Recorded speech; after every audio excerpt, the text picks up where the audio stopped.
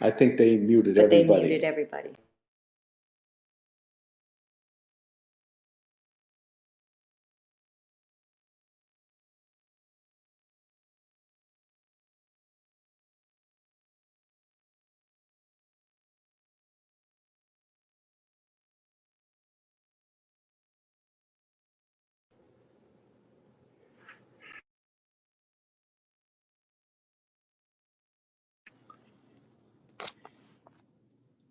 Are you on? Hello? No. It says your video is stopped. Your micro.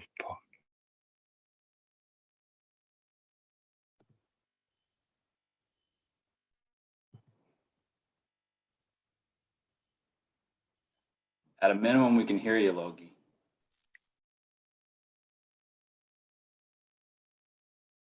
Post to post, Logie.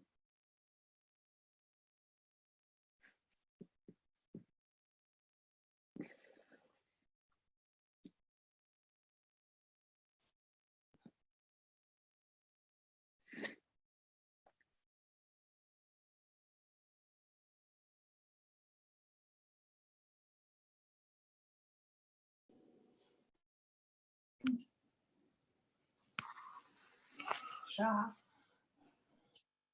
How long does this last? Well, can you call her on that phone?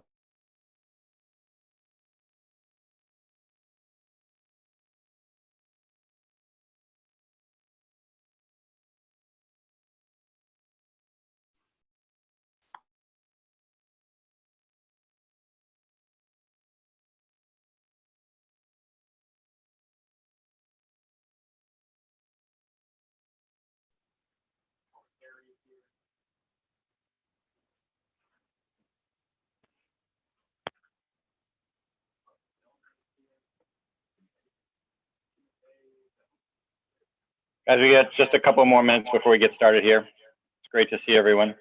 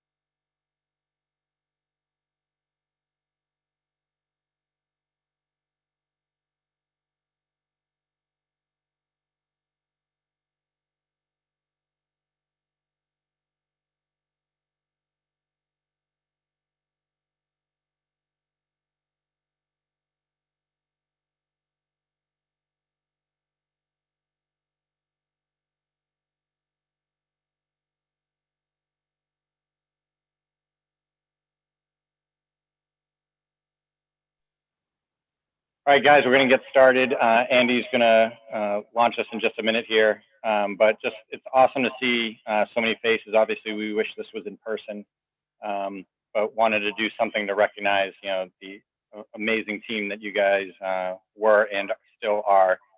Like I said, as Cav mentioned, the season never ends when you win. So this is the 10th anniversary, but we're looking forward to many more in the future. And hopefully we're all together for those ones. So Andy's going to get started. Great to see you. When the YouTube is cut off, again, everyone can stay on. We'll unmute everyone and everyone can chat up a little bit and catch up on what we're doing. So welcome and take it away, Andy. Everybody, and welcome to the 2010 10-year anniversary of the BC Hockey National Championship. My name is Andy Powers. I'm going to be the host tonight as we welcome back 20 plus members from that 2010 team. What it's going to be is a celebration virtually, of course, where we're going to have the team kind of go over and review that not only Beanpot Championship, Hockey East Championship, their trip to Fenway Park, and then, of course, their 2010 National Championship. So with that, I'd like to welcome the 2010 hockey team, the NCAA National Hockey Champions. We are joined by 21 members of the hockey team. We're going to go around, and when I say your name, you can give a big wave. The Pride of Cape Cod, number 1, goaltender John Muse is out there on the Cape. Number 2, Brian Dumoulin. Of course, number 4, the defenseman Tommy Cross. Tommy, there you go. Number 6, Patrick Way. Here he is. He looks like a hostage video. Number 7, Carl Sneap. All right. And then Edwin Shea. You see Edwin Shea out there? Nice hat, Edwin. There you go. Number 9, the Pride of Western Mass, Barry Almeida. Where's Barry? Is he out there? We can't see him, but I'm sure he's out there. Jimmy Hayes jump on? He's still coming. Wow, he's going to be fashionably late as always. 11, Pat Mullane. Number 14, Brooks Dyroff. Brooks out there? There he is. Number 15, Joe Whitney. All right, the Whitney brothers together. Oh, it's like a double date. I love it. 2 screens, 2 Whitneys. Number 21, Chris Kreider. 19, Chris Kreider. 21, Steve Whitney. They're in the same shot. Number 22, Paul Carey. And then the always talented D forward, number 23, Malcolm Lyles. Number 24, the assistant captain, Matt Lombardi. We'll cover Matt Lombardi in the Hockey East Championship. Number 25, the captain, Matt Price. Number 28, forward, Tommy Atkinson. The boxer, number 30, Chris Venti.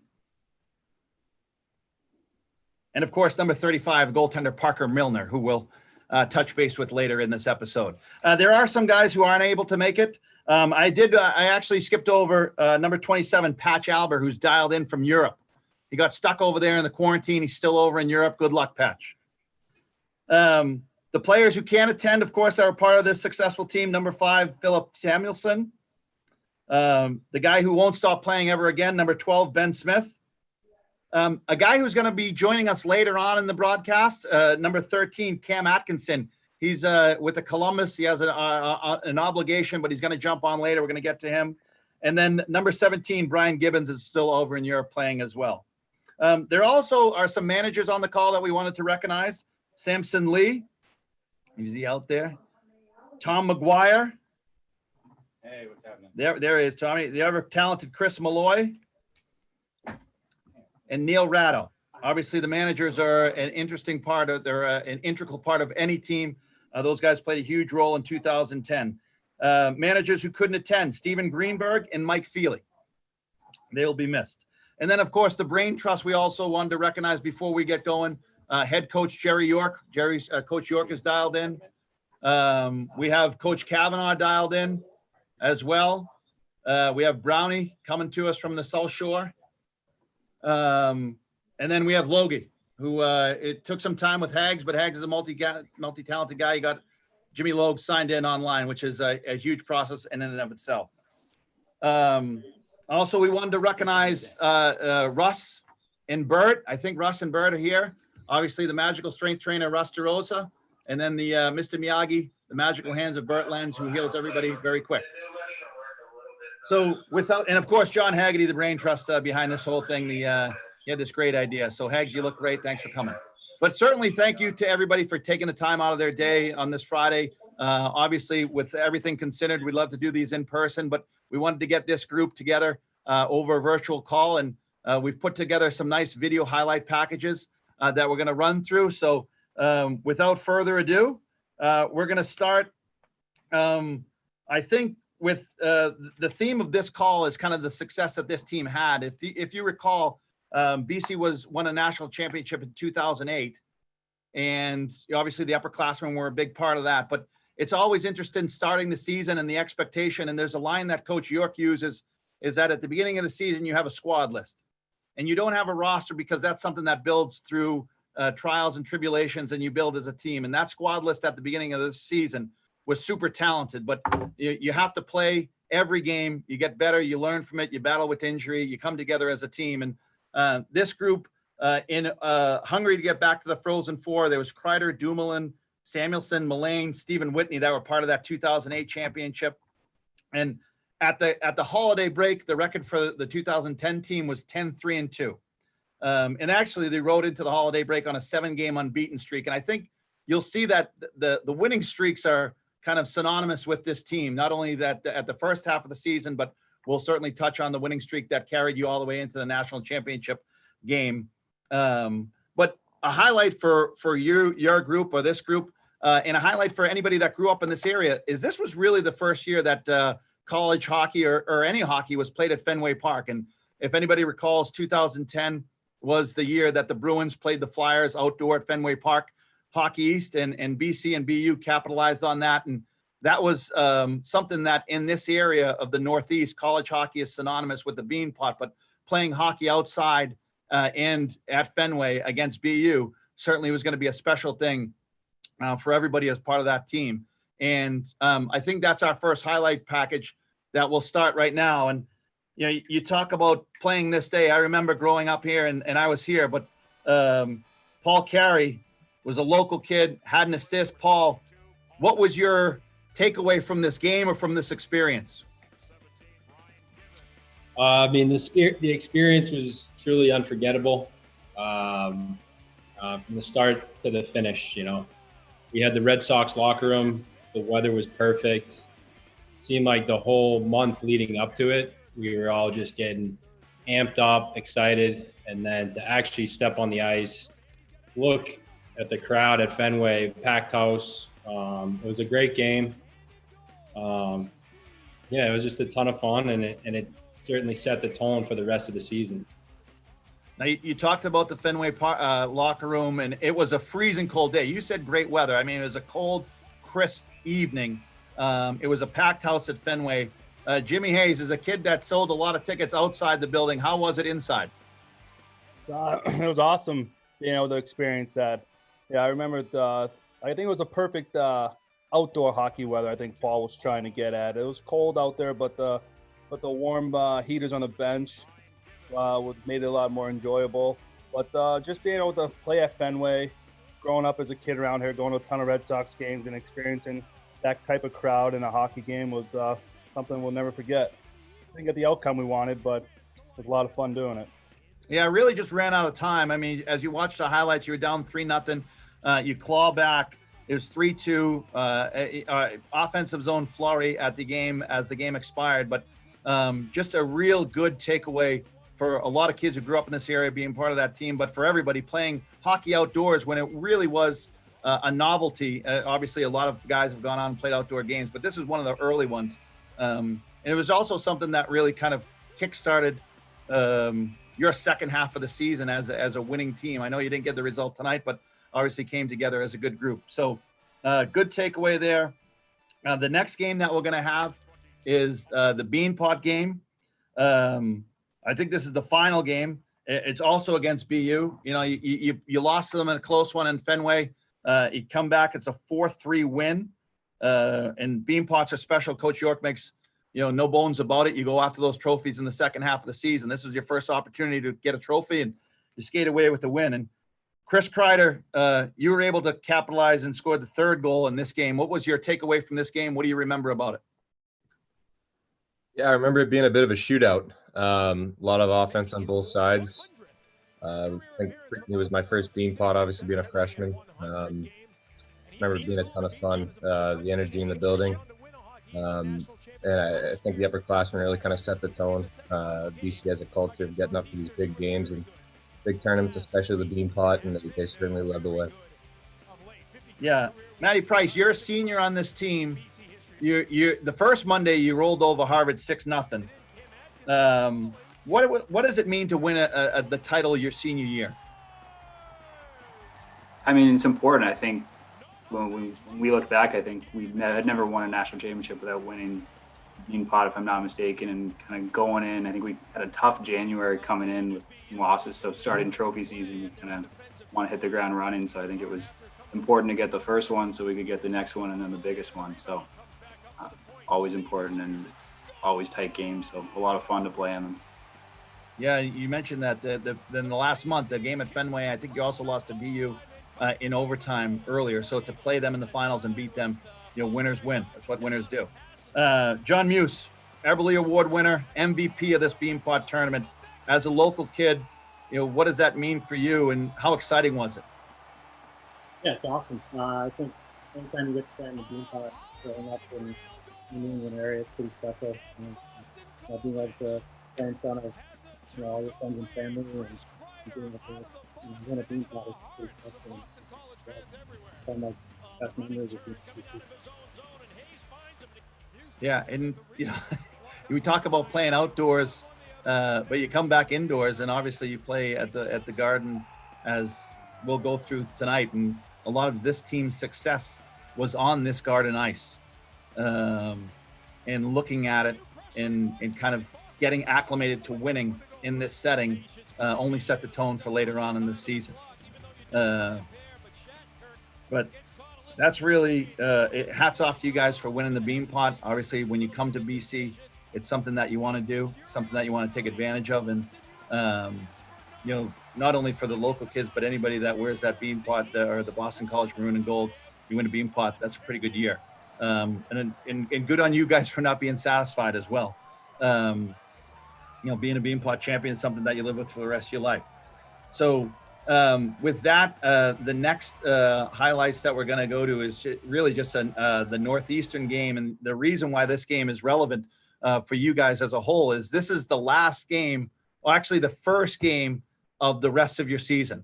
And it's really remarkable that this begins a winning streak that's capped off with you guys winning the national championship in Detroit. So, one of the things is, as hockey players, we're not that smart. I know there's a few smart guys out there, but for the most part, we're not smart. And you don't think as a hockey player stepping on the ice in a day in February against Northeastern, like, we're never going to lose again.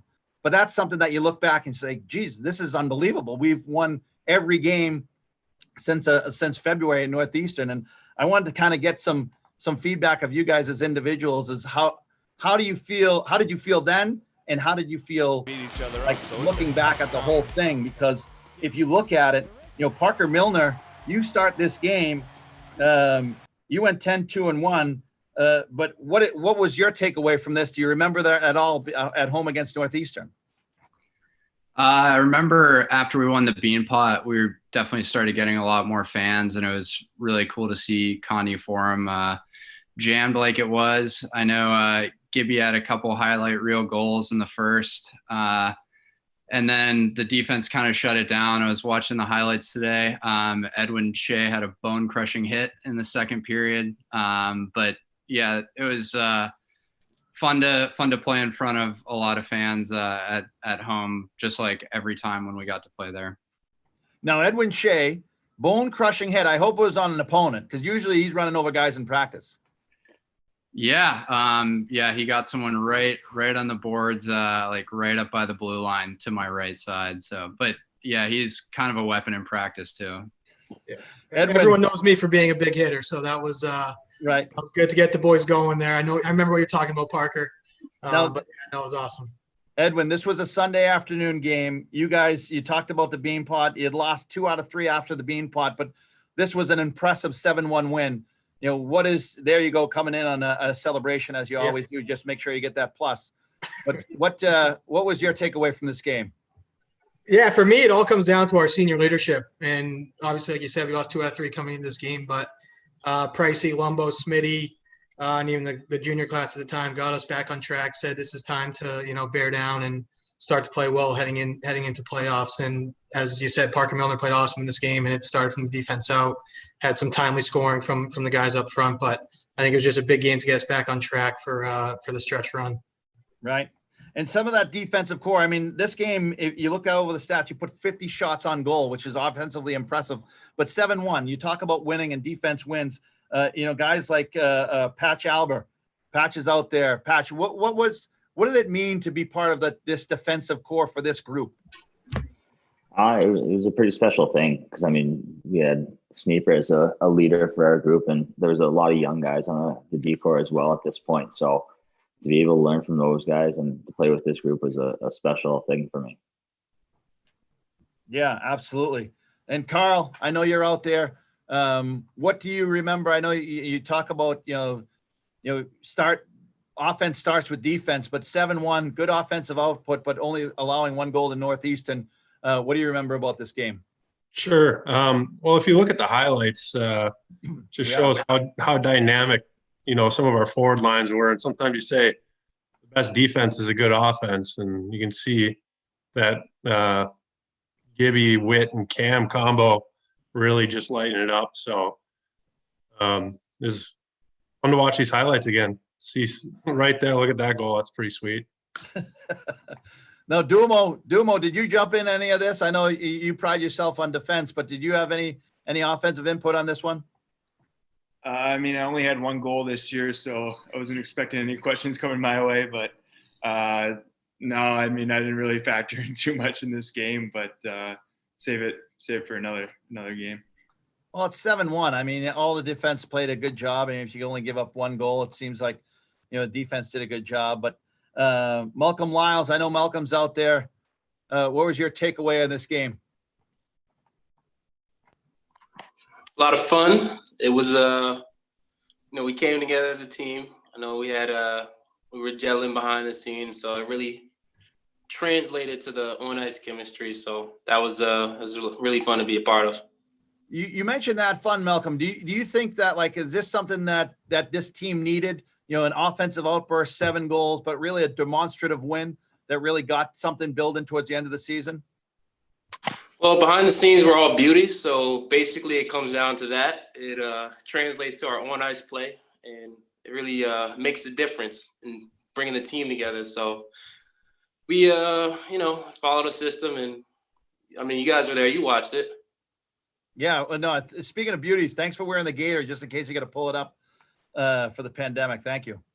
Yeah, I had to. Style. So yeah, we talk about that. And then, the next game that we're going to look at is the hockey semifinals against Vermont. That Northeastern game started a 13-game unbeaten streak that we've talked about. But anytime you get back to the Garden for Hockey East semifinals or finals, obviously you're going to play a good team.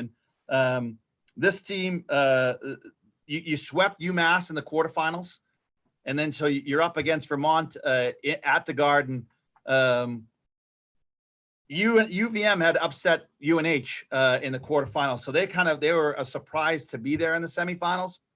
And I wanted to talk to you guys about how you dealt with that. An underdog that has some speed, some steam, and what you anticipated going into the game, and then how you kind of got to it. So I know the Whitney brothers are going to share a screen, but if they could just get one brain, I'll ask Steven, what was your thoughts about this game? What do you remember? Yeah, I mean, anytime we played at the Garden, it was a lot of fun. It was a huge game. We did a good job that year of just preparing for every game. Like it was, every game was a big game, and that game was no different. We prepared, and it was a lot of fun to play at the Garden. All those fans. And Joe's gonna chime in here too. Hey, Joe. Hey guys. It's absolutely technical difficulties with the computer and the phone today, but yeah, it's fun. Like Sneeper said, watching all the highlights of these guys, and that was obviously a trip there, but yeah, it was a great run for the boys, and yeah, fun watching these highlights. Now, Joe, you guys, had success on this ice in February. You win a Beanpot. You're the older brother. What do you tell your younger brother when you're going back to Hockey East about, staying focused and getting this job accomplished? Yeah, well, I think every game was so important, and credit all the guys. We were focused every game. A lot of the games are one-game elimination, so it's really important to stay focused. And we had great leadership that year, and so those guys, paved the way and showed us what it was like to win. Now, John Muse, you huge in this one too. A shutout, 30 saves in this one to get the 3-0 win. I just saw it. If you watch that highlight, Carl Sneap makes a terrible play at the blue line. He had to really make a play on a breakaway. Do you remember that one at all? Yeah, I think, I think we did a really good job down the stretch of limiting opportunities for, the teams we're playing against. And, there weren't a lot of opportunities against, but it was good to be there, when we meet. So I think going back to what you were saying before, I don't think we really went into games looking at what teams were doing. We went in, wanting to play our game and, the tempo keeping it up, and as long as we did that, we felt like we were going to win every night.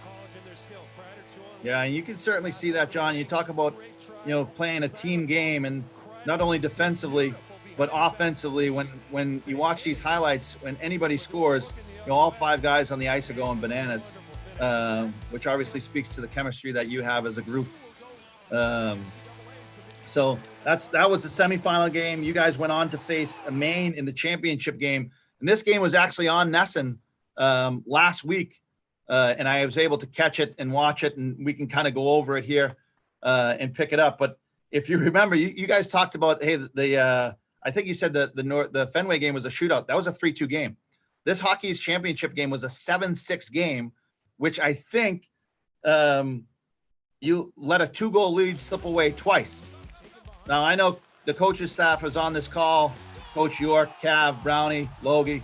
I know when you let leads slip away a couple times during a game, it's easy to kind of get a little nerve rattles or grip the stick a little too hard, but you always stayed the course, stayed calm, ended up winning it in overtime. Matt Lombardi caps off a hat trick. So I guess I'll start with Barry Almeida. Barry, you started this game off with the first goal for BC. What was the ups and downs during this game?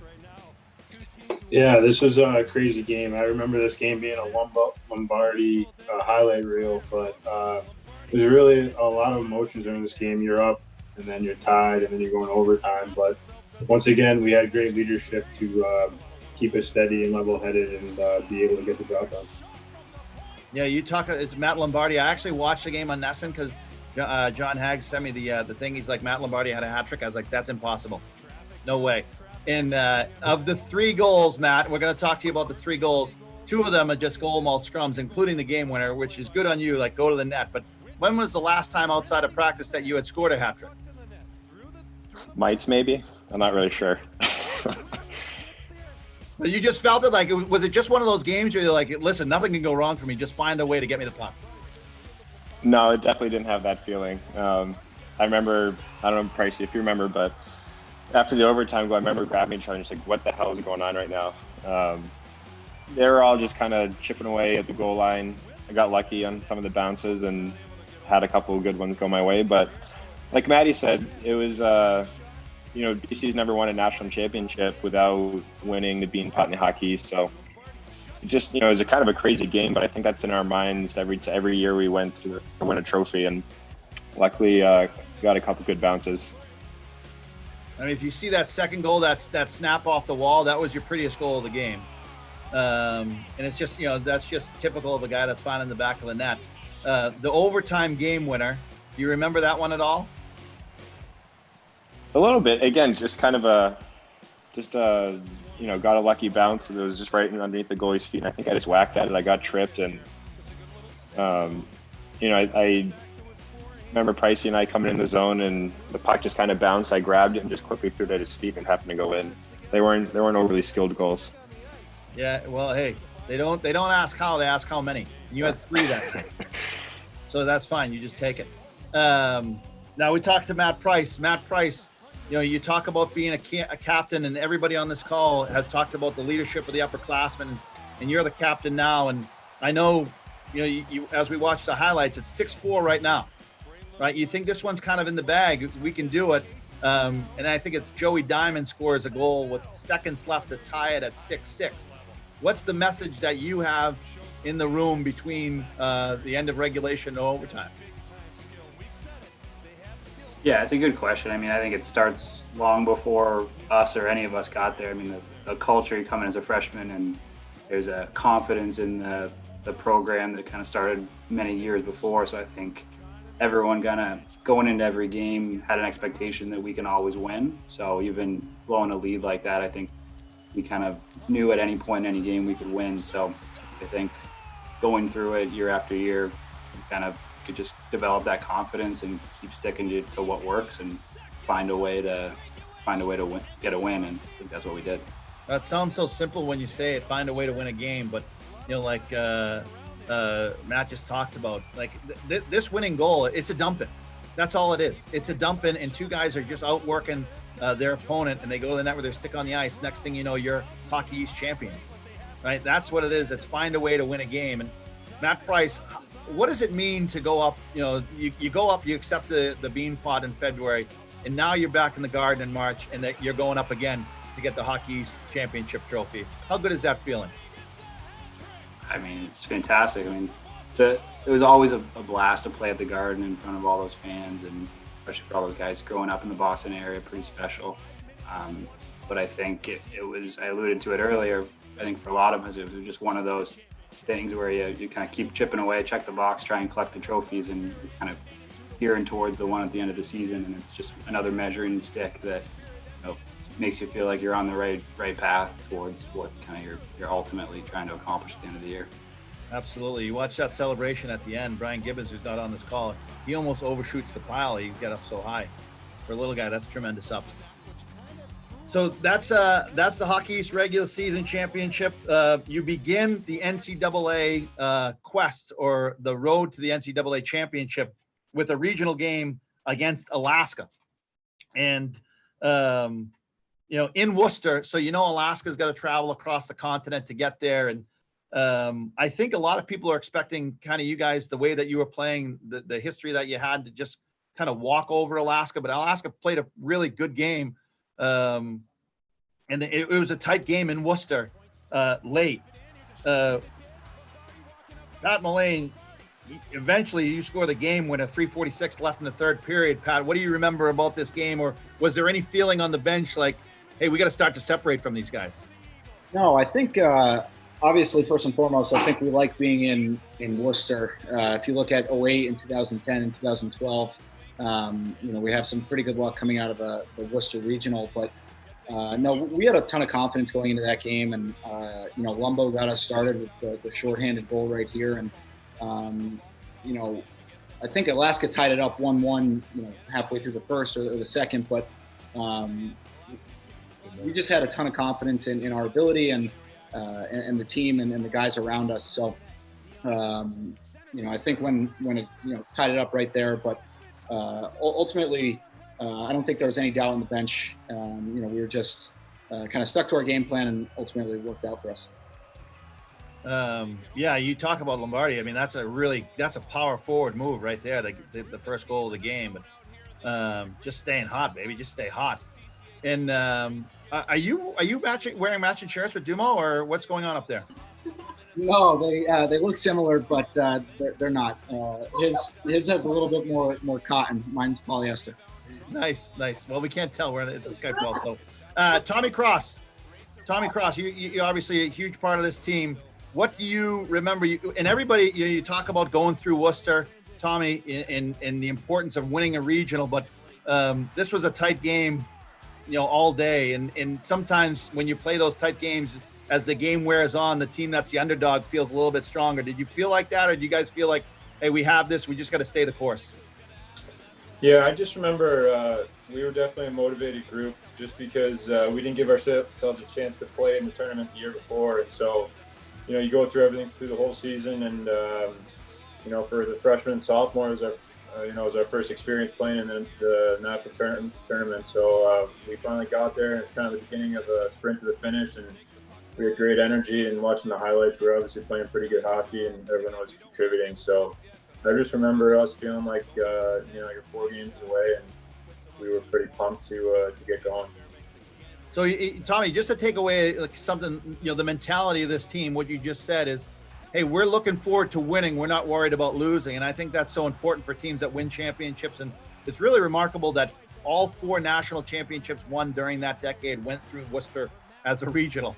But you guys are more concerned about winning rather than, hey, we're not going to get nervous here with Alaska hanging around. Yeah, well, I mean, it definitely helps that, you know, our upperclassmen had experience winning before, so, you know, it was nothing new for them, and they kind of guided us all season off the ice. But, you know, you can tell from the clips here, like, they were leading the way on the ice too, and kind of gave the young guys no chance but to follow along. And, you know, once we had the older guys and the younger guys contributing, it was a pretty good recipe for us, obviously. Right, winners win. Hey, and as we go on to the next highlight package, this game was a 3-1 win. You go to the finals against Yale, an ECAC opponent. You go from being in really a hard-fought defensive battle to an air raid attack where you win 9-7 in the regional final. Cam Atkinson had 3 goals. Jimmy Hayes had 2. Joe Whitney 2. Gibbons and Sneep. Sneep was shorthanded, which is bizarre. But you win this game. You go on to the Ford Fieldhouse into the national championship, or the Frozen Four, rather. And what was the feeling in this game, Jimmy Hayes? Give me back. What's going on here? Like, you know, you're just coming off of a 3-1 game, and now it's, you know, really a bizarre all offense all the time kind of game. Well, I decided to do a John Wall telly at 7-3, and I think that fired up Yale and got them back into the game a little bit. Right. I don't think that made Cab too happy. Neither did it made my dad happy, but one of those games, they got some high-end guys in that kid Octobello. I think he had 3 and 3 that night. And so you just got to make sure you put on the gas pedal and finish off teams, let them back in it. But it's on the way to win the game ultimately. That's right. And back to the Whitney brothers. Joe, start with you. After the first period, this is a 2-1 game. You know, what happened? What do you remember? What, like, was it just the puck was bouncing your way as a team? You just were able to find the back of the net. You just getting more pucks on net. What do you remember? I remember it bouncing Sneeper's way for sure. No, it was bouncing all our ways. We were playing hard, and you know, we knew Yale was going to be a good opponent for us. So, but yeah, we were scoring a lot of goals. I think they actually pulled their goalie and then put him back in at one point. So that was a long game, but I'm thankful that we were on the winning end of it. Well, and Steve Whitney, I'll go back to you. But what do you take anything out of that Maine Hockey East Championship where you forfeit a 2-goal lead and still hang on to win? Is there anything in the back of your mind as a team? You're like, we've been here before. No need to panic. Just stay the course. Yeah, I think that whole year we definitely trusted in, staying the course. We knew we had what it took to win if we played well. So we definitely thought that, if we played our game, that we had a chance to win, and that's exactly what we did. So. Yeah, a lot of bad turnovers as I watched this highlight reel, but yeah, capitalizing, BC taking advantage of it, and it's a game. You know, you talk about how hard it is to win a Hockey East championship. You know, you've been to those regional finals. Everybody's feeling like it's their ticket. What was one thing, Tommy Cross? What was one thing that stood out when you got to the end of this and you win this game? Was it you feel like, oh, thank goodness we made it, or hey, we still have another job to do? Definitely, we still have another job to do. We were just pumped up to, the season continues on, and we didn't want the season to end, obviously. So we knew we, got to practice for another week or whatever, and had to play in a pretty cool venue for the Frozen Four. So we're obviously excited. I mean, I think you said before, they don't ask how, they just ask if you get it done. So that's kind of, we were moving on. We were happy. Now, Patrick Way, what was your takeaway? You talk about when you get to this part of the season, you're just fighting for the season to continue. What was one of the things you leave Worcester, you're the regional champ. What's your mindset for practice heading out of this? Well, I'm sure the guys that didn't have mono were really geared up for, just sticking to what we had done all season. Our coaches had great systems in place for us, and I think a lot of times it's just kind of dealing with the pressure of the moment and sticking to what you know. So yeah, I think we kind of just tried to take it easy and stick to our game plan, and worked out. Yeah. It seems like once a year the mono goes through BC hockey. I don't know why. I'm not Dr. Fauci. I can't figure it out. But as we watch these highlights, see Cam Atkinson bury there. He got hooked down. He makes it 7-4. You think like this one's in the bag.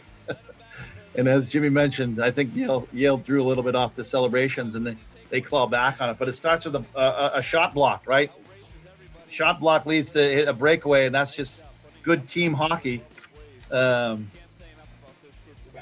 Is Cam on? Cam, you there?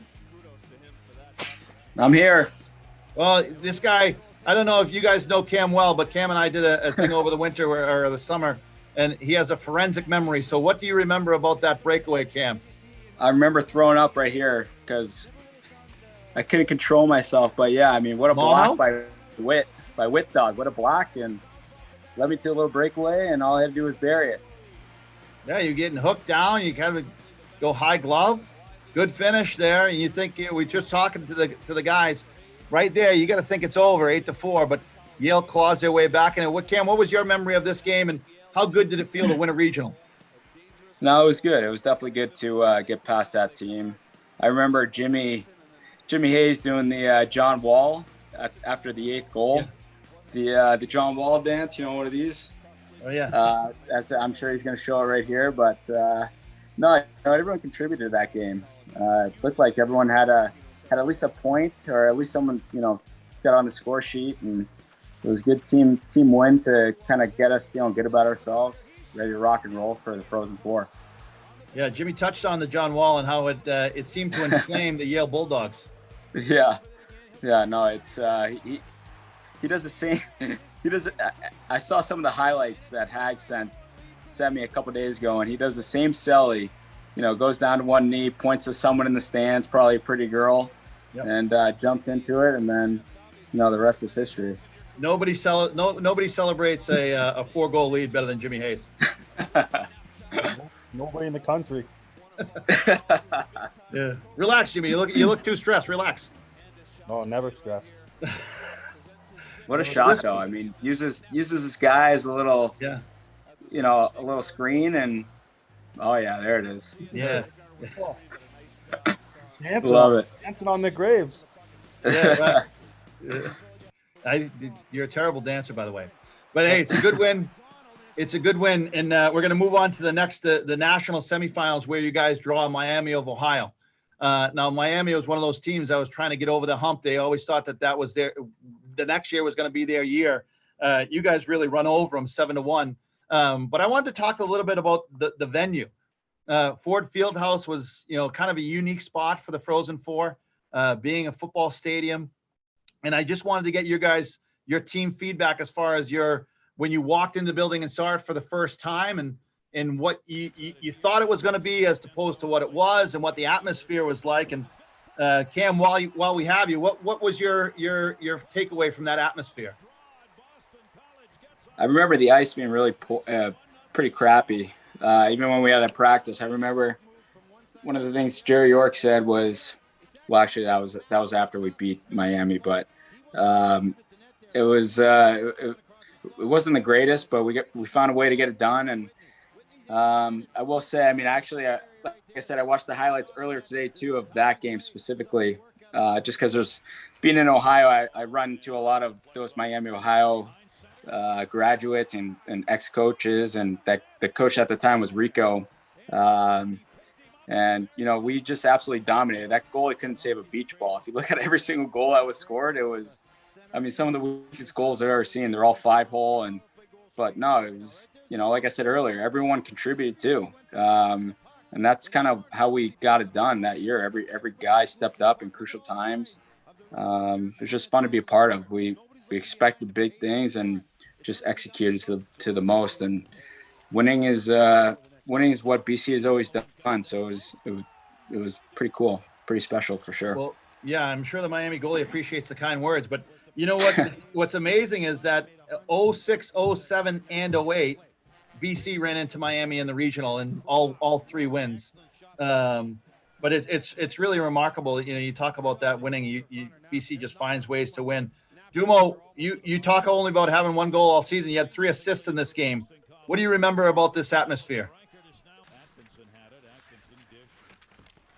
Yeah, like Cam said, I remember the ice being pretty bad. I think that led to our favor a little bit. We were playing a lot of skilled teams, and I mean, we kept it simple, and obviously we got a lot of puck luck, and that's what you need to win, and you need some luck. So we definitely got in these games that we're playing on Ford Field, but it was really fun. I mean, obviously it was my first time, and us freshmen our first time in the Frozen Four, and I mean we just didn't know what to think. We just played the way that we were capable of, and like you see Patch Albert chipping in with a goal here, beautiful shot. So I mean we had guys step up at key moments and score some key goals. Yep. And I like to stay in shots with two guys on the screen. So we'll go to the Whitney brothers again. Joe Whitney, you had a goal and 2 assists this game. You're playing on the line with Gibbons and Atkinson. What was your takeaway from this game? What do you feel about Miami as an opponent? I don't really care about your opinion on the ice, but how did you guys execute? Yeah, well, that was the reason I had to go on assist that game was because of Cam and Gibby. Oh, I thought you were going to say because of the bad ice. No. I would have had 4 if it was good ice. But no, they were they had a great year that year, and like the guy said, we were very confident in our abilities, and I remember talking to Barry before the game.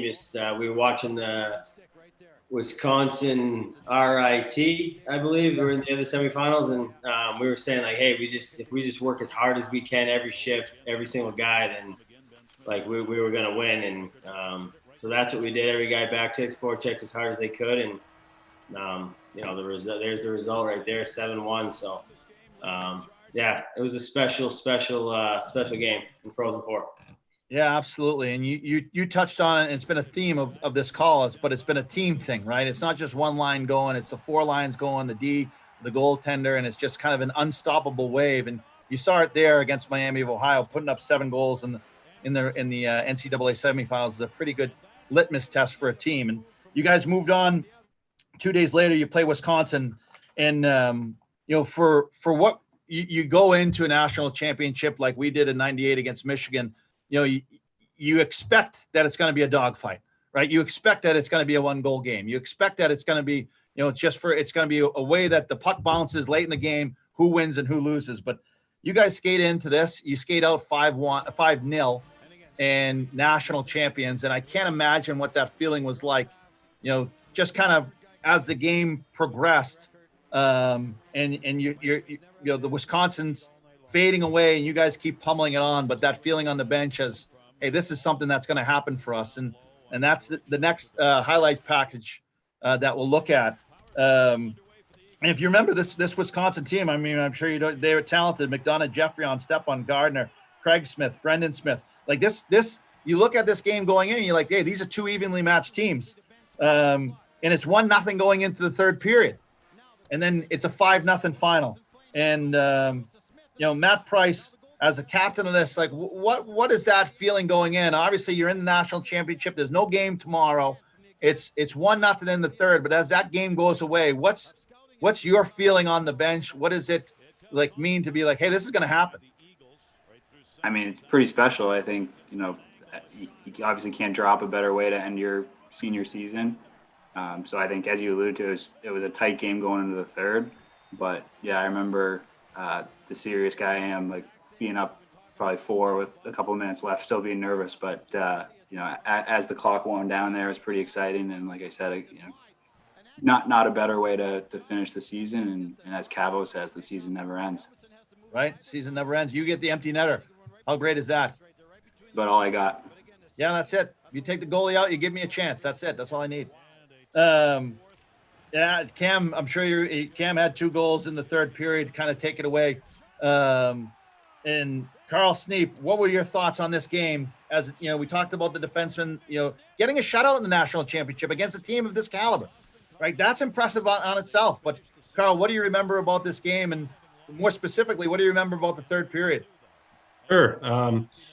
Like you're saying, if you look at the roster that they had, Wisconsin, some pretty incredible players. As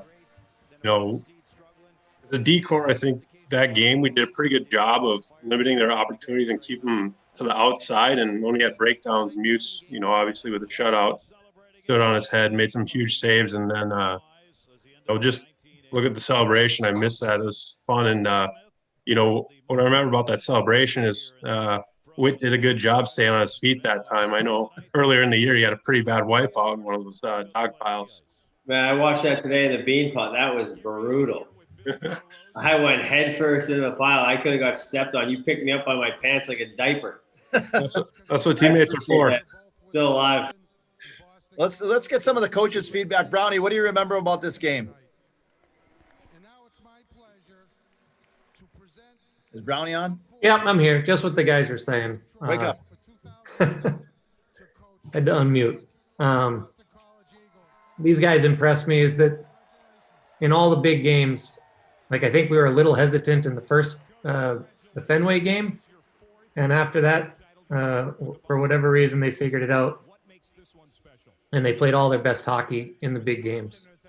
And this was no different. Coming into this game, they played with a ton of confidence the whole time. It was 1-0, and there was no wavering on the bench. It was fun to watch. Yeah, Cav, what do you remember about this group, about their stretch run, about their ability to win big games? What do you remember about this 2010 team, Cav? I remember a couple things. I remember Brownie and I have talked about it quite a bit. I thought that it was one of our deepest teams that we ever had when I was at BC. When you had, Pricey, Lumbo, and Barry, they went right up against Jeffrey on that night against Wisconsin. They had to go up against everybody's top line. And it just created so many mismatches because it'd be Witt and Cam would be against the second line, and you had Jimmy Crides and Smitty taking on third lines, and then Stevie Witt and Paul and Mullane, they'd crush other teams. So our matchups were always in our favor, I thought, when we played. But in that, watching this Frozen Four, I just remembered that Miami game at one point, they made it 3-1, and they had a ton of fans there. I remember there was a TV timeout and Joey Witt coming to the bench and settling everybody down, saying, "Hey, where else would you rather be tonight?" And I think that really calmed everybody down, and we just took off from there and finished the weekend off. But I think that relaxed everybody, and it was a fun team to coach.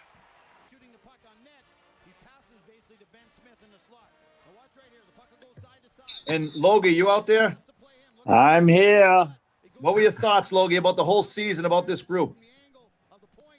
Well, the Frozen Four, the thing that I remember most was on Friday before the finals, and we had a practice. Jerry had one of his timing drills, and Johnny Muse went down, kind of let him stay down, because when he goes down in practice, he stays down a little bit longer than normal. But after he was down a while, I said, I better go get Bert. And I didn't time the drill right, and all of a sudden we had a full collision, me and Pat Mullane. And I can remember getting up and saying, thank God it wasn't Crides. That's what I remember that Friday. I'm amazed that you remember it, Logie. I thought we would have been knocked out. No, I was up before Pat. It was the hardest hit I took all 4 years. Well, it's the heaviest guy you ever hit. Yeah, exactly. Hey, but guys, honestly, like we're getting kind of close to the end, and obviously this was a magical year. And you talk about the success on the ice, and everybody, Cav and Brownie and Logie, just touched on it, kind of the success as a group. And I wanted to touch on, Brooks Styroff. What are you doing now, and how has this season kind of led you to where you are today? Well, so I started my own company a couple of years ago, and I don't know, I just took a lot of what we learned from Coach York, coming to the rink day in, day out, being prepared, and quotes of the day, being able to motivate yourself and motivate others. And, that's something I try to do day in, day out right now. So a lot of lessons learned during this season. Good job, Brooks, and keep it up, man. And then, of course, we got to go to the Hurricane, Venti, 1-0 in his amateur boxing career, buddy. Tell me about it. What are you doing? I would love to say I'm still boxing, but I'd like to. I want to retire undefeated. So no, actually, Eddie and I work together in downtown Boston in financial technology company, and we're having a lot of fun. I think that's a good example of this, is that the two of us work together, and have continued to stay close, and it definitely translates into the office of how we collaborate, how we think about problems, and hopefully we get big enough that we can hire more guys. So it's been fun. Awesome. Well, hey guys, I just wanted to say thank you for doing it. I'm going to turn it over to Coach York now to wrap it up. Coach. Unmute him. Oh, Andy, you did a fabulous job. I can fool him, Coach. I can fool him. I'm so surprised. That's what I'm talking about. Hey, just watching, I was really getting excited. The plays, the chemistry of the club was, you could just tell watching, and how much you guys liked each other. And it's so nice for me to see you still get along so well. And I know you have you get-togethers, and hey, please be assured, come on back as much as you can. I know now we got the screening at the door, but we'd love to see you in the rink. It's just a terrific feeling. But I think one of the key things was how close our coaching staff was. I think that's, you can talk about coaches but players are getting ready for games, and players, putting in all the, but when you have a coaching staff like we do with Logie and Brownie and Cab, it was just a fun office all the time. And I think we've been able to replicate that over the years. I've always thought that, my best trait, as a college hockey coach is making sure I hire assistants that, get along and contribute. And we've done a great job, throughout my career. And it's just fun to see Brownie and Cav and Logie share memories. I do remember that hit from Mullane, and she was right there. I've taken a few hits myself over the years, but it's always fun to go back and watch the plays and take us through, Andy, like you did. It was really, and I can see in the back, I got the 10 championship up on the background here. So they're all special, and we never try to compare them one to the other. But what an amazing run we had as like you said, Andy, 13 straight games, and I'm just so excited to be part of BC hockey and watch how you guys have developed into you're men now. You come to us as 18, 19 years old, and now to see 10 years later, you're all been so successful and so loyal to our school. So keep up the great work, and hopefully my computer doesn't run out here in a second. Yeah, and that's, like Coach talked about, and I love that expression, when you win a national championship, your season never ends. And, Coach talked about the coaching staff, but also the managers that we mentioned: Samson Lee, Tom McGuire, Chris Malloy, Ratto, Greenberg, Feely, Russ, and